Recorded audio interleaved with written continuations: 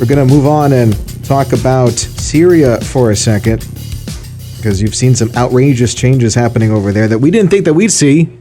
Ain't that right, Davey? You didn't think you'd see Assad fleeing. Not so fast. I figured they might drive him out eventually. And taking solace with Russia. I didn't think I would see that. Russia agreed to take him, but... But for more on this story and some other things that are happening in Syria, we go to Kareem Rifai, who is a Syrian-American graduate student at Georgetown's Security Studies program, and he joins us now. You're originally from Syria, is that correct? I was born and raised in Detroit, but both of my parents were born in Syria, in Aleppo. So tell us more about your story. My parents were both born and raised in Aleppo. They came to the United States 20, 30 years ago because they didn't want to live under the regime of Bashar al-Assad's father, Hafiz al-Assad. And when the war started, my mom in particular was really vocal, speaking out against him, speaking about his crimes. And she ended up with an arrest warrant against her. So we weren't able to return to the country. And during that time as well, my grandparents, who had founded a hospital in northern Syria and lived in an apartment inside the hospital, were inside the hospital breaking Ramadan fast with their staff on the second floor, and a Syrian regime tank rolled up, blew up the lobby while everyone was still inside. Wow. So a lot of deep family connections. So this past week has been really amazing. Yeah, that's a pretty heavy story. I'm not going to lie, Mr. Rifai. So, Davey, did you have a comment on that before I move on to the next question? Two questions. It looks like Bashar al-Assad was worse than his father, from what I can tell.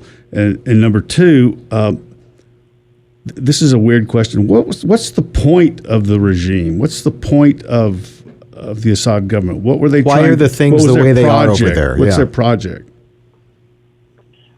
For the first question, Hafiz al-Assad was also extremely brutal. So in the 1980s, he famously committed the Hama massacre. Yeah. And in the span of 3 weeks, upwards of 30,000 people were killed and upwards of 100,000 were disappeared just in the span of 3 weeks. And he was really the one, 100,000 in the span of 3 weeks. It's known as the single deadliest attack by an Arab government on its own people in modern history.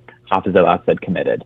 So he was also very brutal, and he's the one who kind of set up the security state that Bashar al-Assad inherited. Okay. But the reason why you've seen so much brutality from Bashar al-Assad is obviously because of the war. Hafiz al-Assad never presided over a civil war, but he did, violently clamp down on dissent. And to answer your second question, what is the point of the regime? At the end of the day, the Assads were always about their own survival. There was no greater ideology. They would sell out their friend the next day. They truly had no real ally. Their only ally was themselves. And that's kind of what contributed to this fall over this past 2 weeks.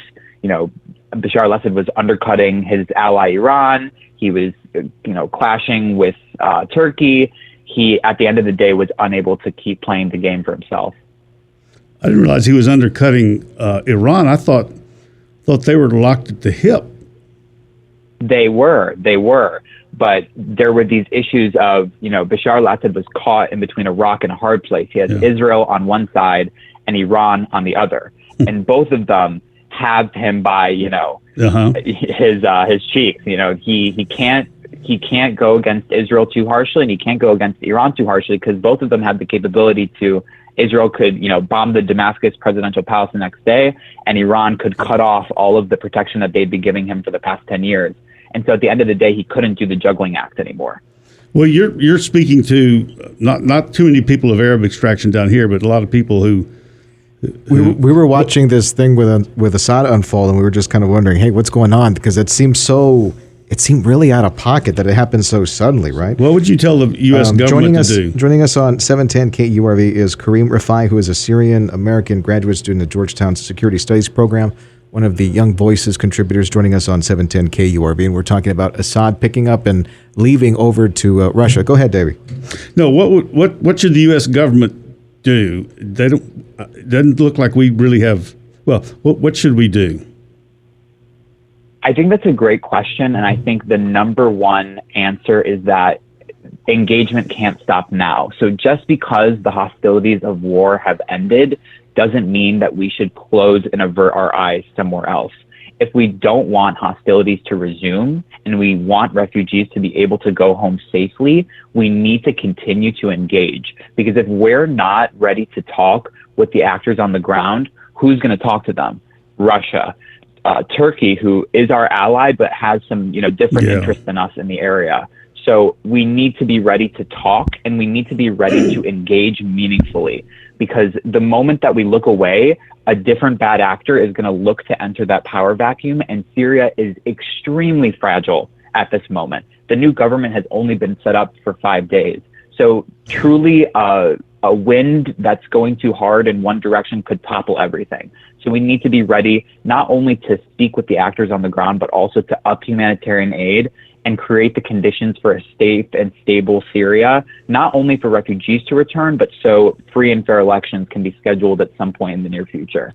Do I recall correctly in that President-elect Donald Trump tweeted that this was none of the United States business? Yeah.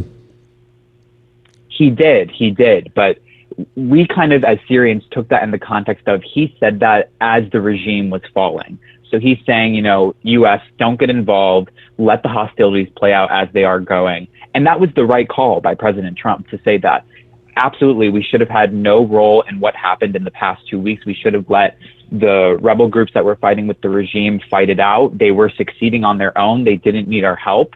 But now the Trump administration has to be ready to talk. That doesn't mean throw, more troops on the ground in Syria. And no Syrian is calling for that. All Syrians are asking for is U.S. and international help to ensure that war doesn't break out in Syria again and cost everyone money. No one wants more refugees. No one wants more war spilling out of Syria. No one wants ISIS to come back in Syria, for example. So that's kind of what Syrians are hoping for, not for more troops on the ground or for excessive American involvement in Syrian affairs going forward. So just to be clear, can the new guys that are setting up shop in Syria, can those guys be trusted? Or can they be negotiated with? No. That's probably a better question. Can they be trusted? That's a big question, and I don't want to look back and slap myself in the face if they turn around and make a dig at us. But as of right now, the signs that they're showing is that they are very much willing to work with us, and it looks like they're willing to work with anyone because they're very interested in governing. This whole group for the past 5 years has been locked away in a corner of Syria, professionalizing their army, setting up a mini technocratic government. And what we've seen in the past 5 days is them just upscaling that mini government that they had in rebel-held Syria and trying to replicate it across the whole country. They are Islamists. I'm not saying that tomorrow they're going to be, liberal, secular, democracy, free and fair elections, America 2.0. However, they've shown signs that they're interested in governing effectively, and they've also shown signs that they're willing to work with the U.S. And the best example that I can give you is yesterday, an American that we had no idea was even locked away in an Assad regime prison was broken out. And the first thing the new guys in Syria did was hand them over to the American military, no questions asked. If this was Al-Qaeda or if this was ISIS, trust me, that American would have been held in custody and used as leverage for as much as they could have taken him, as much bandwidth as possible. These guys brought him to the Americans in Syria within 24 hours. Very last question. Go ahead. Wasn't Syria part of the French orbit after World War I? What other country besides the United States has any sort of influence there? The French? That's a great point. And actually, both of my grandparents were born in the French mandate for Syria. So it's very, very recent. And so France definitely has a role to play. And France should absolutely be engaged. And they should be one of the people that's putting immense pressure on the new guys in Syria to create, first of all, a free and fair election as soon as possible, and ensuring that that free and fair election represents all Syrians equally under the law. All minorities, all women, everyone should be represented equally under the law, unlike the last 50 years of tyranny. Where can we find more about what you're up to over at Young Voices, Kareem? Yeah. I'm at Kareem Rifai on Twitter, KareemRifai. Thanks a lot for spending some time with us. That's Kareem Rifai, Syrian-American graduate student at Georgetown's Security Studies program. You're listening to News Talk 710 KURV.